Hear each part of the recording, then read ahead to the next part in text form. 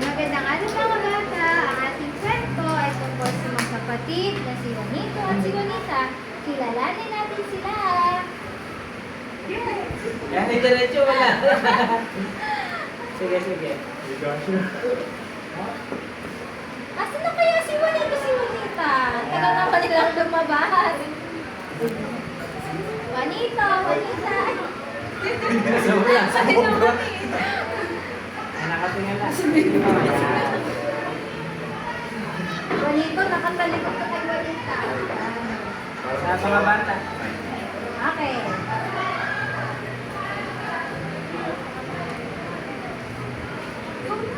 Nag-aaway si Juanito.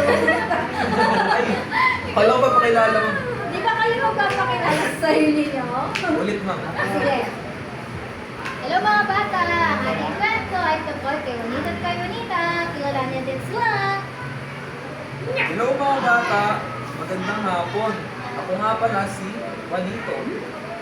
Hello mga bata! Ako naman si Juanita. Kamusta kayo?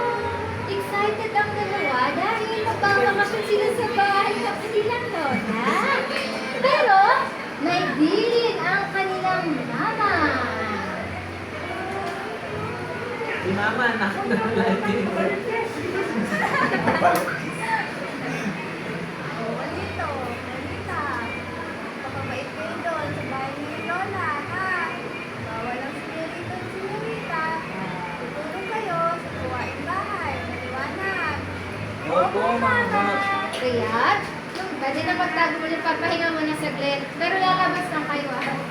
Kaya, nung nandun na sila sa probinsya, meron silang toka-toka. Si Juanito ang mag-iigib at maglinis ng bakuran. Si Juanita naman ay maghuhugas ng mga pinagkainan. Tinatapos agad nila ang mga trabaho nila para makapaglaro na sila sa labas. Pwede mo lang pahinga mo saglit yan. Bahala na lang kayo mag-timing. Isang araw, pumunta si Juanito sa bakuran. Lalabas naman dyan si Mama. Para may space na. Okay na yun, Mama. Para si Baby naman ang baka. Dito kami, Jericho. May ibon. Yan. Wait lang. Isang araw, pumunta si Juanito sa bakuran. Dito ka. Kinita na doon niya ang mga bayabas. Uy, wala pa yung music. Tinitingnan doon kayo yung mga bayabas at pag nahulog yung pupulutin ni Juanito at kakainin. Yum. Tapos may nakita siyang ilog ng bayabas.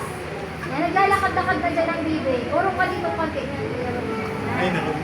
Tapos, nung tinitira ni Juanito ang bayabas, nagtamaan niya yung bibi. Nagulat siya. At lumula sa iyak ang bibi. Palakasan, palakas! Ang pahitalang pahina. Hanggang sa namatay ang bibi. Nakita ni Juanita ang ginawa ni Juanito. City. Talaga, Kuya Juanito. Lagot ka kay Lola. Papauwiin ka niya at baka mamalo ka.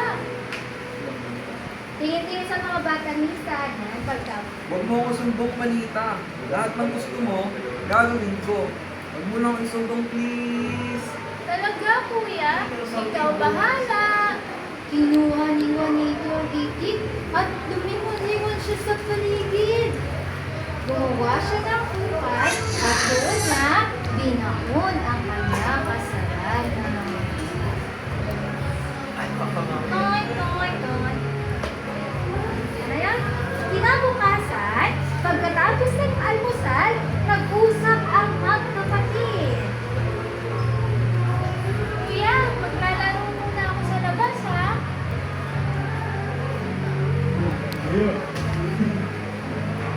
Ay, ano ba siniswerte? Di mo ba naalala ang biling sa atin ng mama? Meron tayong toka-toka. Kuya Juanito, ang bibe! Hindi na nakakibo si Juanito.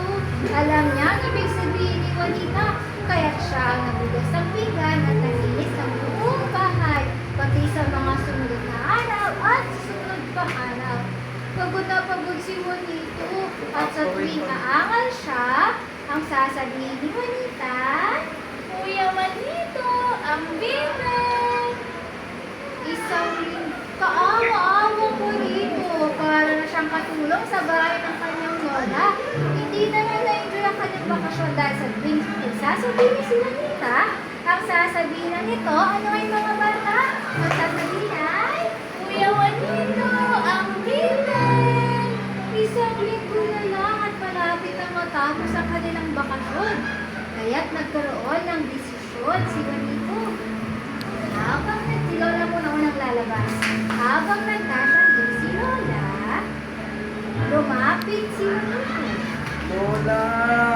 Ano yun ako? Ha? Lola! Layo mo ah. Ay! Kaming alaka. Lola, natandaan niyo po ba yung nawawala namin ngiti?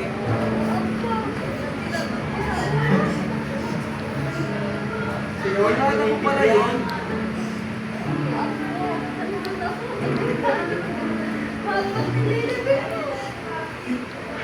Lola!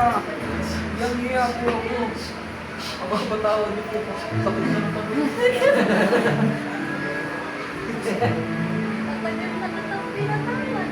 Natunayan, itik na yun.